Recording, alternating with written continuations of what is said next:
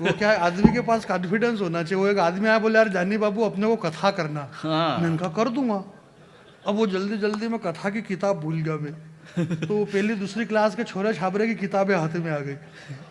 माता बहनें बैठी, लोग बाग, मैंने कथा शुरू कर दी। मैंने कहा प्रिय भक्तों, बड़े हर्ष की बात है, इसको झटके से बोलना पड़ता है। मैंने कहा प्रिय भक्तों, बड़े हर्ष की बात है कि एक समय नैमिषारण वन के अंदर सूत जी महाराज 88,000 ऋषि महात्माओं को एकत्रित करके कहने लगे कि तितली रानी सबके मन को भाती हो, रंग बिरंगे पंख तुम्हारे, हाथ नहीं आती हो। एक आदमी बीच में से खड़ा बोला पंडित जी कथा में तितली रानी कहीं से कहीं तक नहीं आती है। मैंने कहा धर्म के काम में टांग नहीं अड़ाना।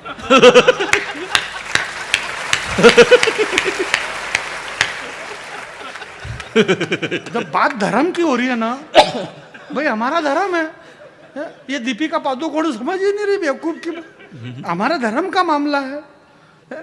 प्रथम अध्याय समाप्त, तितली रानी। दूसरा अध्याय शुरू करा तो दूसरी किताब हाथ में आ गई। वो छोरे का झोला टंगा था, बस्ता वो ले आया मैं।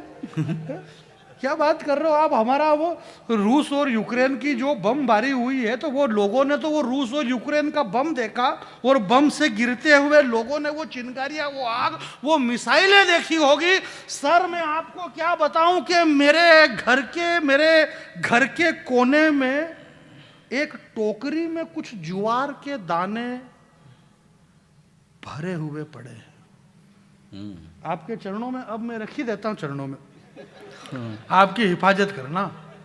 मेरी पंक्ति की कि मेरे घर के कोने में एक ज्वार के दाने की टोकरी भरी हुई पड़ी है। मुझे पता नहीं रूस यूक्रेन से क्या हुआ। मेरा बेटा पढ़ता है बेंगलोर। मैंने कहा बोले पापा पैसे डालो। मैंने कहा क्यों? बोले रूस और यूक्रेन का युद्ध चल रहा है, महंगाई वाड़ा हो गया, दूध महंगा, पेट्रोल महंगा, ये महंगा, चाय महंगी, सिगरेट महंगा, फलाना महंगा। क्यों? बोले युद्ध चल रहा है।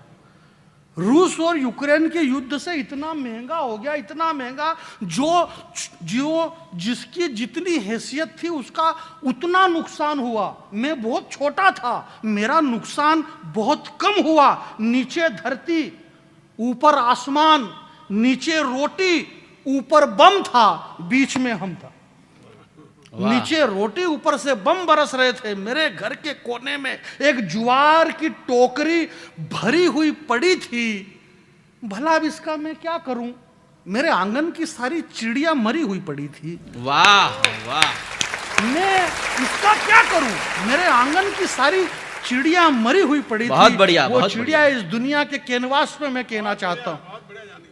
भाई साहब क्या पढ़ रहे हो भैया? पढ़ रहा हूं, पर वो अध्याय एक समाप्त हो गया। दूसरा अध्याय में दूसरी किताब हाथ में आ गई। मैंने कहा प्रिय भक्तों, दूसरे अध्याय में सूत जी महाराज कहने लगे कि संध्या का समय होने लगा है, लालिमा फैलने लगी है, पक्षी चहचहाने लगे हैं, संध्या का समय है। ऐसे में सूत जी महाराज कहने लगे कि उठो लाल अब आंखें खोलो, पानी लाई मुंह धो लो। बड़े सवेरे मुर्गा बोला, चिड़िया ने अपना मुंह खोला। दो जने फिर इधर से एक साथ बोले ये कोई कथा हो रही है क्या? मैंने कहा तेरे से कहा ना कि धर्म के काम में टांग नहीं अड़ाना। अरे बोले कोई कथा में कोई मुर्गे बोलते हैं क्या? मैंने कहा भगवान ने बोलने के लिए मुर्गे को मुंह दिया है, इसलिए वो बोलेगा। अरे बोले ऐसे कैसे बोलेगा? मैंने कहा मुर्गे का त्याग बहुत बड़ा है। बोले क्या खाक त्याग है मुर्गे का? मैंने कहा आदमी जब चुनाव हारता है टेंशन में मुर्गा काम में आता है, चुनाव जीतता है खुशी के मारे मुर्गा काम में आता है। मुर्गे की फाइल दोनों तरफ से सलट रही है, जिसकी फाइल सलटेगी वो बोलेगा। वो भले भोपाल में बोले है कि वो जयपुर में बोले है कि वो दिल्ली में, फाइल सलटेगी तो बोलेगा।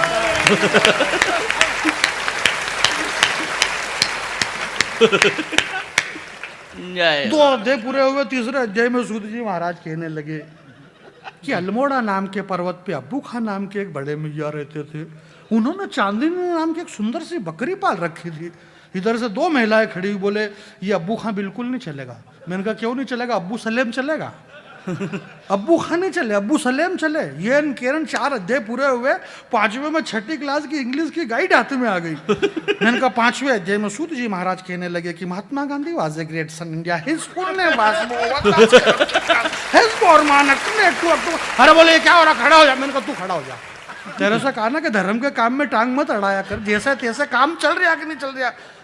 तेरा लड़का कितनी में पढ़ता है? बोले 6th में, 6ठी में। मैंने कहा 6ठी का कोर्स बदलता है कि नहीं बदलता है? बोले बदलता है। मैंने कहा ये कोर्स बदल गया, चल हट। समय बदला तो लोगों की भाषाएं बदल गई, समय के साथ सब कुछ बदल गया। गॉड बदल गया। इसमें कौन सी नई बात है? आदमी का समय बदला तो हमारी भाषाएं बदल गई। सही बात। भूल मैं ये कह रहा था कि वो दिन गए, वो रातें गई, वो बातें गई, और पता नहीं ये इसको बोलते मैनेजमेंट। मैनेजमेंट का मतलब आप समझ रहे हो ना? मैनेजमेंट का मतलब आप समझते होंगे, नगर पालिका वाले सब जानते, संयम जी जानते। इतना बड़ा कवि सम्मेलन, इतने बड़े लोग और इतने कम पैसे, ये क्या है? एक बड़ा कवि पकड़ के ले आए आप, वसीम बरेलवी साहब इतने बड़े कवि, बाकी इधर से पकड़ पुकड़ के बिठा दिए।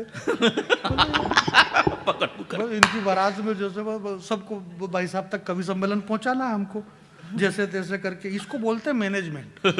कम खर्चे में बड़ा काम। दुनिया के पहले मैनेजमेंट गुरु हमारे हनुमान जी थे। बराक ओबामा ने कहा, बोला इंडिया के पास क्या है? मैंने कहा मैनेजमेंट। हिंदुस्तान के मैनेजमेंट गुरु थे हनुमान जी। हम विश्व गुरु क्यों है? गु मने अंधकार, रू मने प्रकाश। जो अंधकार से प्रकाश की ओर ले जाता है वह गुरु कहलाता। दुनिया अंधकार में थी। संसार के पहले मैनेजमेंट गुरु हुए हनुमान जी। उन्होंने बगैर फ्लाइट, बगैर ट्रेन, बगैर बस लंका में जाके राम की क्या साख कर दी। माचिस की तीली से लेके केरोसिन तक सामने वाले का, और पूरी लंका जला के राख कर दी। इससे बड़ा मैनेजमेंट बताओ मेरे को। अगर रामचंद्र जी को लंका जलाना पड़ती तो इतना सारा घासलेट लाते कहां से? ये तो हनुमान जी का मैनेजमेंट था। तेल, बोरी, पट, पावक, पूंछ पे लपेटने का कपड़े से लेके माचिस वाचिस सारा आइटम सामने वाले का, और ओनली 10 मिनट में पूरी लंका जला के राख कर दी। रावण के सारे सिक्योरिटी गार्ड आंखें सेकते रहे, फायर ब्रिगेड वाले खड़े खड़े देखते रहे। ओनली 10 मिनट में ऑल गोल्डन टेम्पल साफ, पूरी लंका जला के राख कर दी। कोई भी हथेली नहीं लगा सका। बचपन में हनुमान जी पालने में सोए हुए थे, जाने किन ख्यालों में खोए हुए थे। बताओ ऐसा चरित्र कहां मिलेगा विश्व के किसी भी राष्ट्र में? और अंजना मैया को थोड़ी सी देर क्या हो गई, पूरा सूर्यदेव निकल गए ब्रेकफास्ट में। बाल समय रवि भक्ष लियो तब तीनों लोग भैया।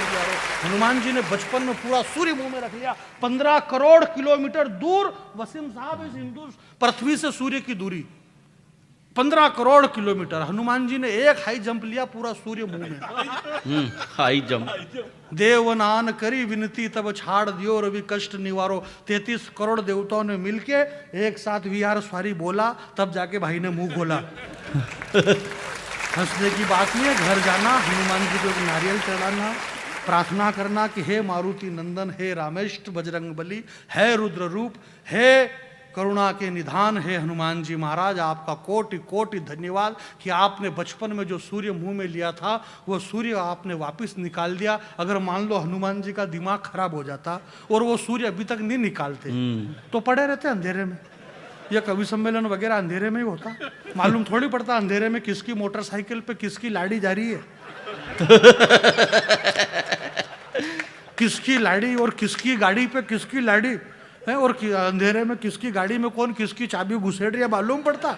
गाड़ी किसकी और चाबी किसकी भगवान जाने।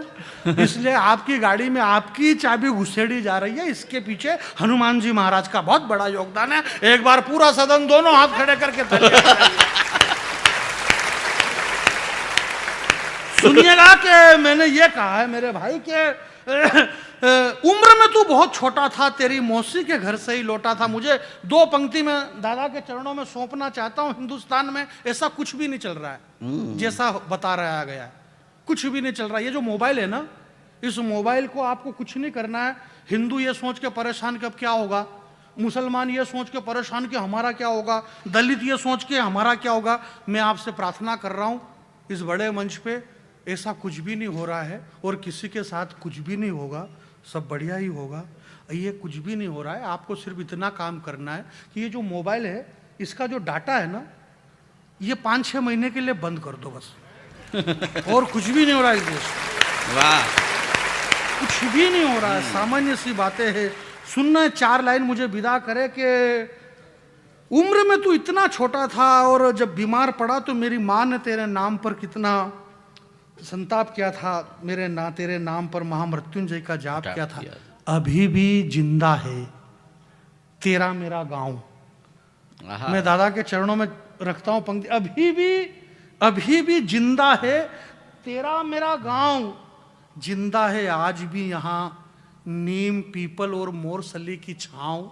जिंदा है आज भी यहाँ सारे रिश्ते नाते जिंदा है आज भी यहाँ जुम्मन शेख और अलगू चौधरी की बातें।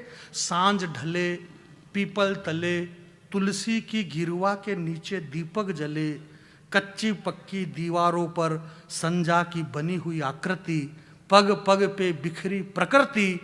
सांझ ढले संजा के गीत गाती बच्चियां। कवि सम्मेलन को जरा जवान कर देना, कविता के श्रोता आप है तो। सांझ ढले, कच्ची दीवारों पे जो संजा बनाई जाती है और बच्ची आरती उतारती। सांझ ढले संजा के गीत गाती बच्चियां, तेरी बंदूक की आवाज से डर जाएगी।